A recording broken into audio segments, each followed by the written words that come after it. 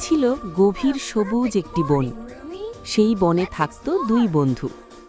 একজন ছিল জেমি, আর তার সঙ্গী ছিল এক বুদ্ধিমান খ্যাকশিয়াল। একদিন ভোরবেলা দুজনে সিদ্ধান্ত নিল তারা আজ বনের ভেতর একটু ঘুরে দেখবে।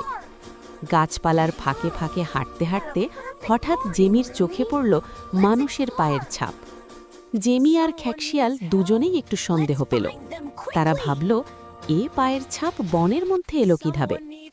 কৌতূহলে তারা পায়ের ছাপ ধরে এগোতে লাগল। কিছু দূর যেতেই বন জুড়ে এক কান্নার মতো শব্দ শোনা গেল।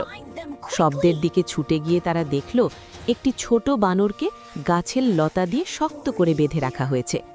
বানরটি কাঁদছে আর সাহায্যের জন্য চিৎকার করছে।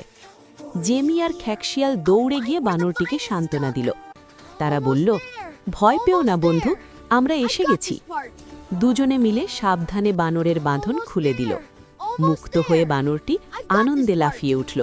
তার চোখে তখন খুশির জল আর মুখে বড় হাসি। বানরটি কৃতজ্ঞ মনে বলল, ধন্যবাদ বন্ধু, তোমরা না থাকলে আমি কি যে করতাম। জেমি আর খ্যাকশিয়াল হাসল। বনের ভেতর বন্ধুত্ব আর সাহায্যের উষ্ণতা যেন আরও একবার ছড়িয়ে পড়ল। Together we can do anything!